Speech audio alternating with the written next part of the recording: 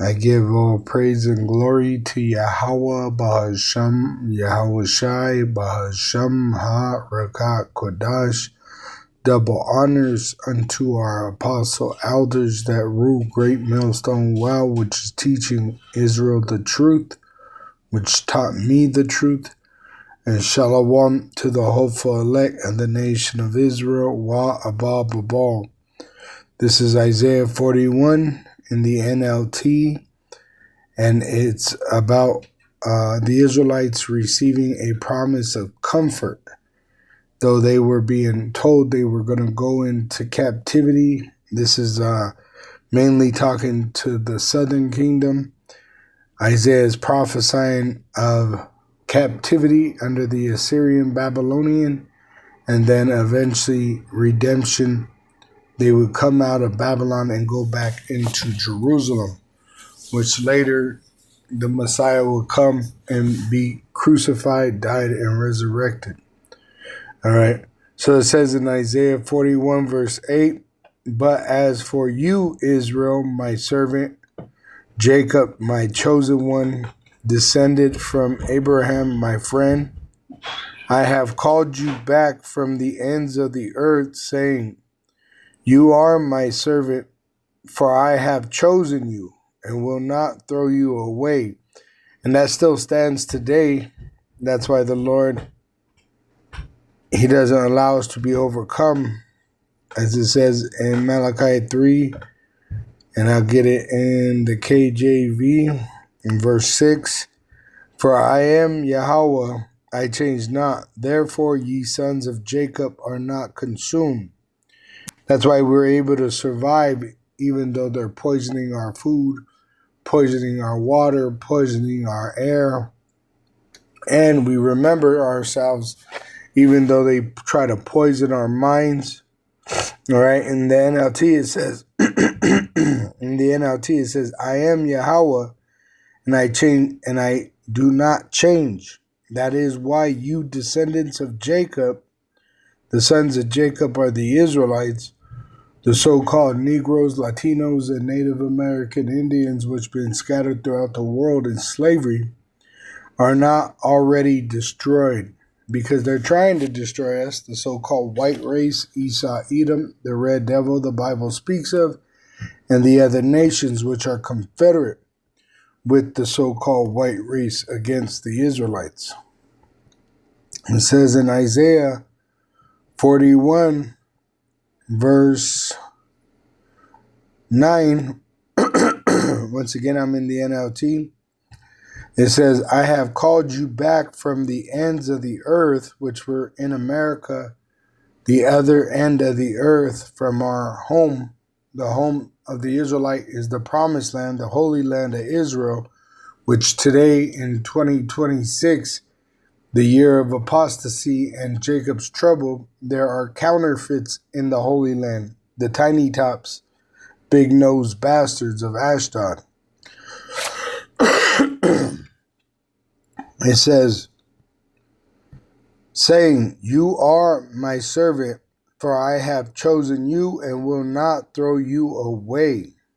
Once again, Yahweh does not change, and this is why He sent Yahweh Shai as the Messiah to pay the price with the blood of His body being sacrificed for the sake of Israel, being that He was an Israelite. He didn't come as an Edomite, the Messiah. He didn't come as a Hamite. He didn't come as an Ammonite. He didn't come as a Moabite.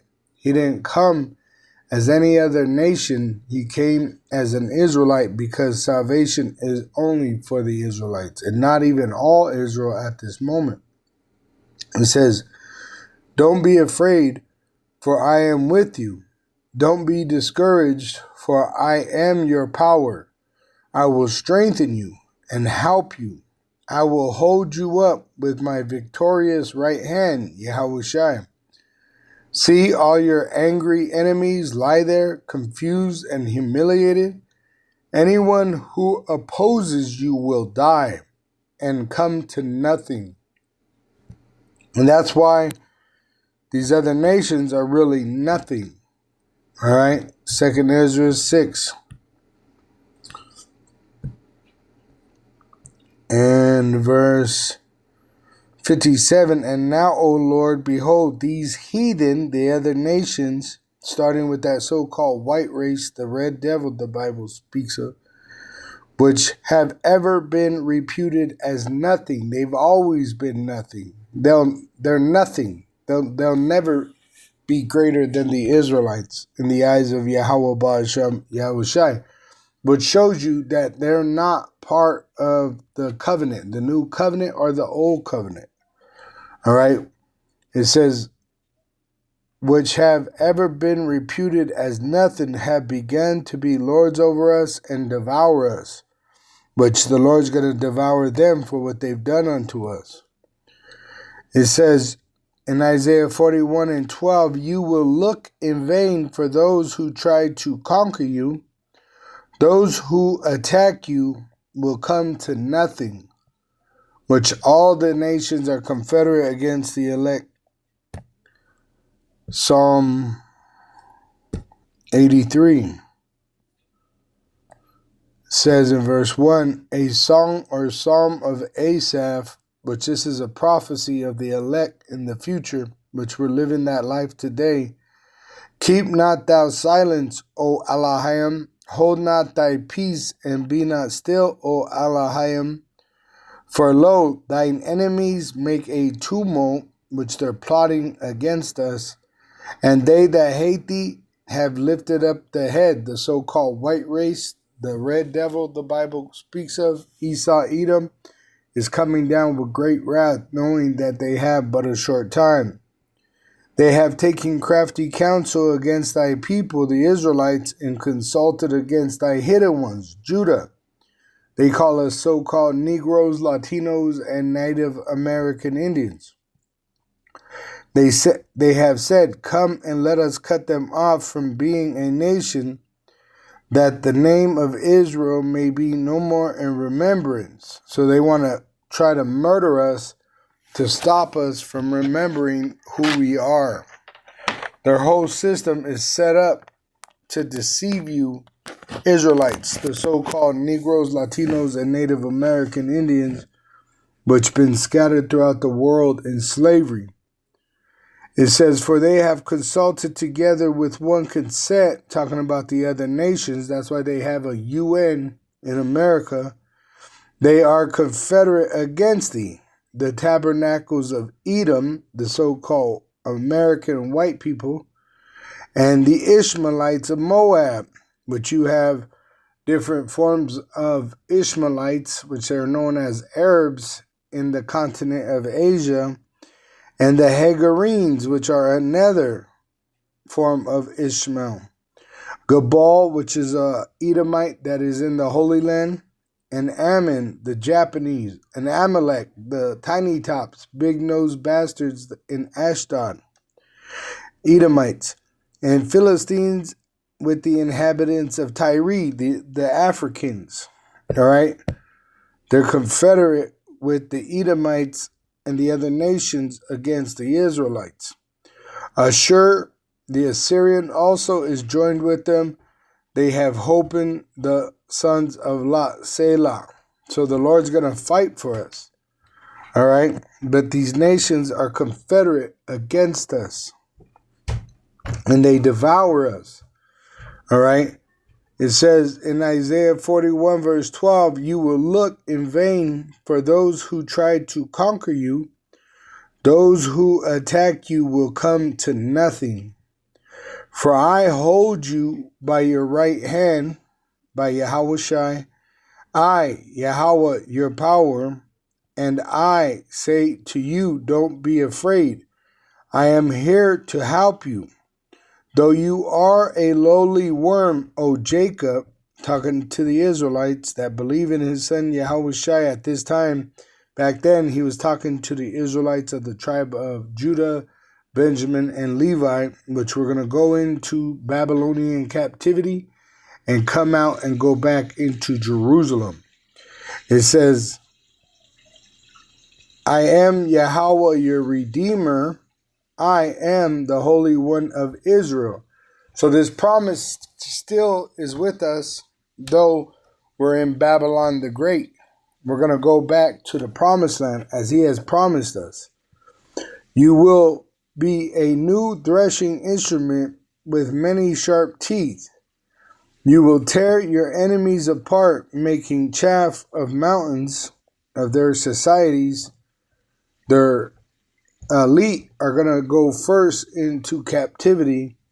You will toss them into the air, and the wind will blow them away. A whirlwind will scatter them. Then you will rejoice in Yahweh, which Yahweh Bahasham Yahushai has ordained these heathen to be punished under the Israelite. And then the Edomite will be made extinct after their punishment. Then you will rejoice in Yahweh. You will glory in the Holy One of Israel. When the poor and needy search for water and there is none, and their tongues are parched from thirst, then I, Yahweh, will answer them. I, the power of Israel, will never abandon them. See, so we're not abandoned in 2026. We're not forsaken. All right? It says, I will open up rivers for them on the high plateaus. I will give them fountains of water in the valleys. I will fill the desert with pools of water, rivers fed by springs will flow across the parched ground. I will plant trees in the barren desert, cedar, acacia, myrtle, olive, cypress, fir, and pine, which we're going to get the kingdom back, the promised land. The kingdom of heaven will be on earth in the Holy Land. We will be put back into the Holy Land. Isaiah 14 and 1. For Yahweh will have mercy on Jacob and will yet choose Israel and set them in their own land, and the strangers shall be joined with them through the internet. They're joining to us, the Israelites, and with them they shall cleave to the house of Jacob in worship of Yahweh Ba'asham Yahushai as an Israelite. And the people shall take them and bring them to their place, the heathen that have devoured us, and the house of Israel shall possess them in the land of Yahweh for servants and handmaids.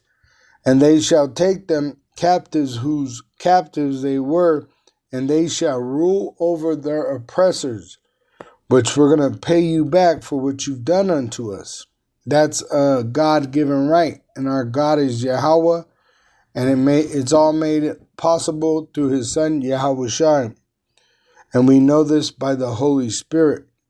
It says in verse 20, I am doing this so all who see this miracle will understand what it means, that it is Yahweh who has done this, the Holy One of Israel who created it to play out this way. But we're going to be delivered from our oppression, and the oppressor is going to be put under us in captivity. Present the case for your idols. It says, present the case for your idols, says Yahweh. Let them show what they can do, says the King of Israel. Let them try to tell us what happened long ago, right? Show us the history so we know the mystery. But they can't do it. The idols of the heathen are nothing. This is why they are nothing. So that we may consider the evidence, or let them tell us what the future holds, which Yahweh Bahasham Yahushai shows the prophets what he's doing, because we are as sons through the Holy Spirit. The false idols of the heathen are nothing, because they are nothing. It says, so we can know what's going to happen, but we have a sure word of prophecy. It says, yes, tell us what will occur in the days ahead, then we will know you are gods. In fact, do anything, good or bad. Do something that will amaze and frighten us. But no, you are less than nothing and can do nothing at all. Those who chose you pollute themselves. See? So the idols of the heathen are nothing, making the heathen nothing. And the Lord said that they are nothing. All right? It says, verse 25, but I have stirred up a leader who will approach from the north. From the east he will call on my name. I will give him victory over kings and princes. He will trample them as a potter treads on clay, which is Yahushai. Yahweh is going to send Yahushai back to save the Israelite. Who told you from the beginning it says that this would happen? Who predicted this, making you admit that he was right? No one said a word. Verse 27, I was the first to tell Zion, look, help is on the way. I will send Jerusalem a messenger with good news. So he sends Israel with prophets, right? Israel has been filled with prophets. No other nation has prophets like Israel because they're not in the prophecies receiving promises. The other nations are condemned by these prophecies. That's why it says in 2 Ezra 16.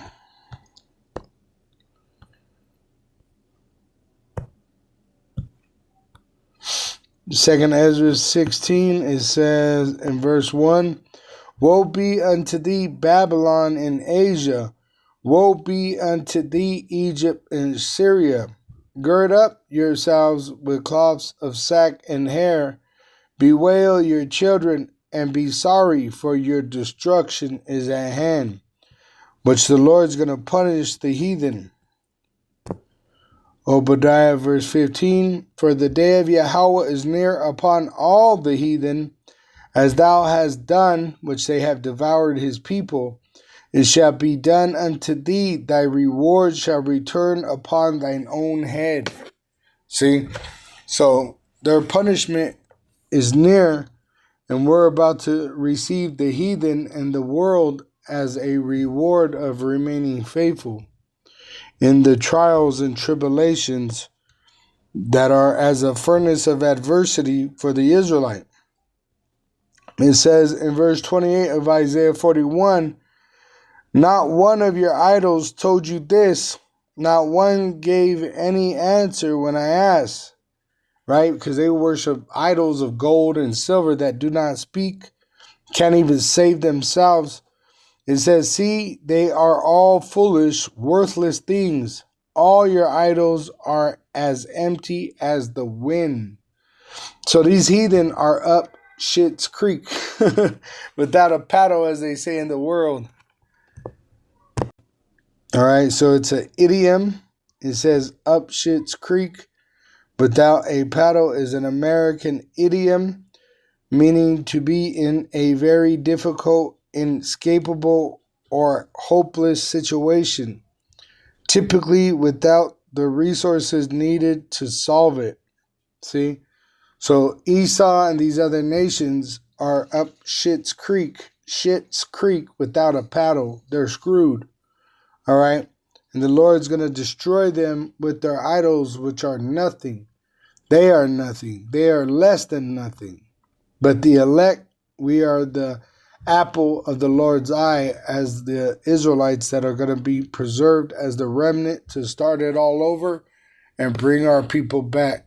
All praises and glory to Yahweh Bahasham Yahushai Bahasham Ha-Rakat Kodash, double honors unto our apostle elders, which rule great millstone wow, and shalom to the hopeful elect of the nation of Israel, wa abababal.